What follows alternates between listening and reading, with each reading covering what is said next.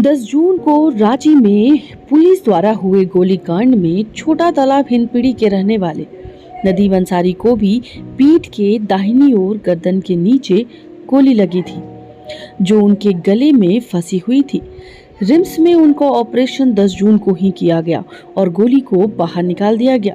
Operation में पहले नदीम बिल्कुल ठीक था और होश में था, अपने घर वालों से नॉर्मल बात कर रहा था, मगर ऑपरेशन के बाद से लेकर आज तक 9 दिनों से बेहोश आईसीयू में पड़ा हुआ है। डॉक्टरों ने 72 घंटे के अंदर होश आने की बात कही थी।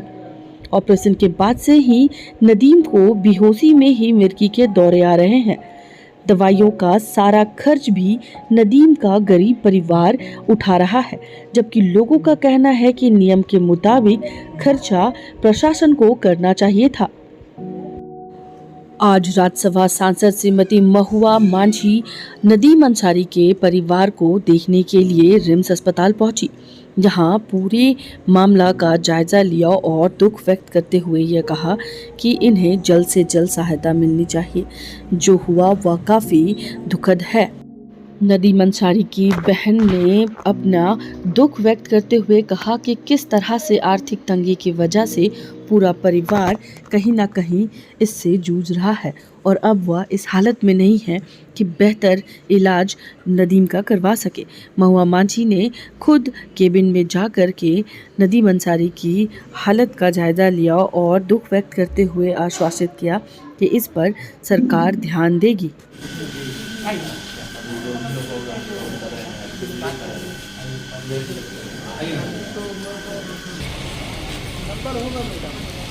इसी तरह से आईसीयू में एडमिट किए, मुझे तो पता ही नहीं, मना कर रहे नहीं सुनते हैं भैया, मत ना कीजिए। चल रहा है हर इलाके में, उस पर कड़ी नज़र रखनी होगी कि युवा पीढ़ी नशे के चक्कर में ना पड़े, क्योंकि इस तरह की घटनाएं तभी होती हैं जब नशे के आदी हो जाते हैं। तो हर थाना प्रभारी को ये इंस्ट्रक्शन जाना चाहिए कि उनके इलाके में, उनके क्षेत्र में अगर युवा पीढ़ी बर्बाद हो रही है नशे से, तो उसके लिए कोई कार्रवाई होना चाहिए, एक अभियान चलना चाहिए।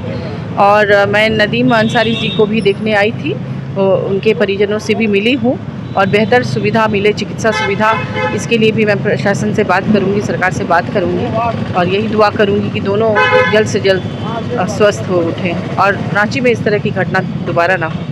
किसी बड़े उच्च संस्थान में इलाज की बात कर रहे हैं जो परिजन जी जी जी हाँ, मैं बात करूँगी प्रशासन से भी और सरकार से भी कि उनकी बेहतर चिकित्सा उन्हें सुविधा मुहैया कराई जाए। क्या कुछ कहना चाहेंगे? रांची दंगे में मुदस्सिर की जान चली गई, साहिल की जान चली गई। अभी सांसद महुआ मांझी नदीम अंसारी से मिलने के लिए आई हुई थी, जिनका जो है हालत जो है अभी ठीक नहीं है। बताइए क्या कुछ परेशानियां हो रही हैं? परेशानी ये हो रही है कि 10 जून को जो गोली हुई थी तो मेरे भाई को भी लगी। हम यहाँ पे आए, उनका ऑपरेशन हुआ। ऑपरेशन में जब वो यहाँ पे आए बिल्कुल ठीक थे, फिट थे।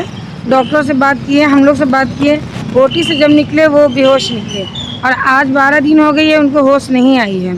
हम यही चाहते हैं सरकार से, प्रशासन से कि बेहतर से बेहतर इलाज हो, क्योंकि एक बेटी है, उन शादीशुदा हैं, उनकी माँ हैं, उनके वालिद जो हैं अपाहिज हैं, पैर से मजबूर हैं और गरीब फैमिली से बिलोंग करते हैं। बाकी यहाँ जितना ट्रीटमेंट हुआ, जितना दवा है, सब बाहर से हुई। तो हम लोग सब रिश्तेदार मिल के हम लोग इतना दिन से इलाज किए हैं, अब हम सक्षम नहीं हैं उनका इलाज करने के लिए।